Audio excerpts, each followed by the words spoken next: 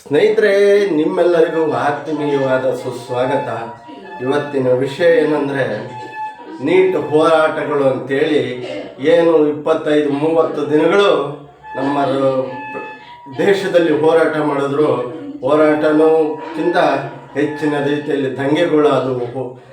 ಎಷ್ಟು ವಿದ್ಯಾರ್ಥಿಗಳ ಅಪಘಾತಗಳಾದವು. 2750 2850 ಸರಿಯಾದ ಸಂಖ್ಯೆ ಗೊತ್ತಿಲ್ಲ. ಅದರಲ್ಲಿ ಅಪರಾಧಿಗಳು ಯಾರು ಇರ್ತಾರಲ್ಲ, ಇದನ್ನು ಕಂದಕ ಸೃಷ್ಟಿ ಮಾಡೋಕ್ಕೆ ಅಂಥವರೇ ಭಾಗಿಯಾಗಿದ್ದಾರೆ ಅಂತ ನೋಡ್ರಿ. ಇವ್ರದ್ದೆಲ್ಲ ಸಪೋರ್ಟ್ ಇಲ್ದಲ್ಲಿ ಇವ್ರು ಇದರಲ್ಲಿ ಅವರು ಹೆಂಗೆ ಭಾಗಿಯಾಗ್ತಾರೆ? 2750 ಜನ ವಿದ್ಯಾರ್ಥಿಗಳ ಬಗ್ಗೆ ಹೋರಾಟ ಮಾಡಿದ್ರು.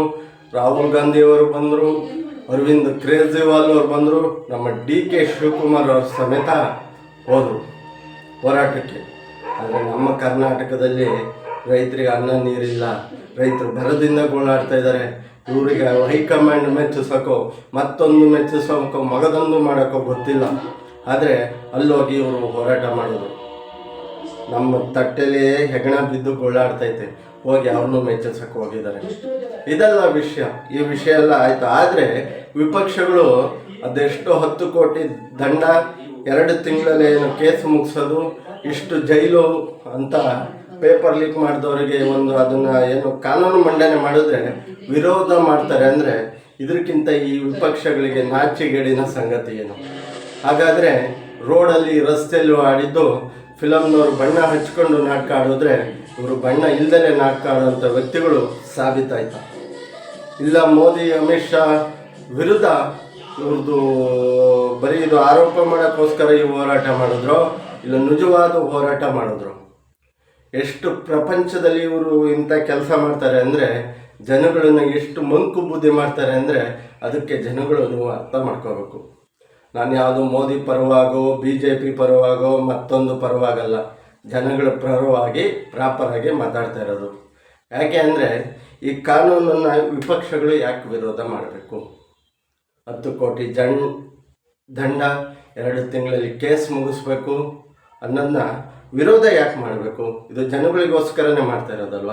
ಹಾಗಾಗಿ ಇಂಥ ವ್ಯಕ್ತಿಗಳನ್ನು ಯಾವತ್ತೂ ನಂಬಬಾರ್ದು. ನಮ್ಮ ದೇಶಕ್ಕೆ, ನಮ್ಮ ರಾಜ್ಯಕ್ಕೆ ನ್ಯಾಯವಾಗಿ ಹೋರಾಟ ಮಾಡಿ ನ್ಯಾಯವಾಗಿ ನ್ಯಾಯ ಸಲ್ಲಿಸೋಂಥ ವ್ಯಕ್ತಿಗಳನ್ನ ನಾವು ಮುಂದಿನ ದಿನಗಳಲ್ಲಿ ಆಯ್ಕೆ ಮಾಡಬೇಕು. ನೀವು ಅವ್ರನ್ನ ಆಯ್ಕೆ ಮಾಡಿ ಇವ್ರನ್ನ ಆಯ್ಕೆ ಮಾಡಿ ಅಂತ ನಾನು ಹೇಳಲ್ಲ. ನಮ್ಮ ದೇಶಕ್ಕೆ, ನಮ್ಮ ರಾಜ್ಯಕ್ಕೆ, ನಮ್ಮ ರೈತರಿಗೆ ಯಾರು ಉತ್ತಮವಾಗಿ ಕೆಲಸ ಮಾಡ್ತಾರೋ ಅಂಥ ವ್ಯಕ್ತಿಗಳನ್ನ ಆಯ್ಕೆ ಮಾಡಿ. ನಾಟಕ ಮಾಡೋ ವ್ಯಕ್ತಿಗಳನ್ನ ಎಂದು ನಂಬಬೇಡಿ ಜನಗಳೇ.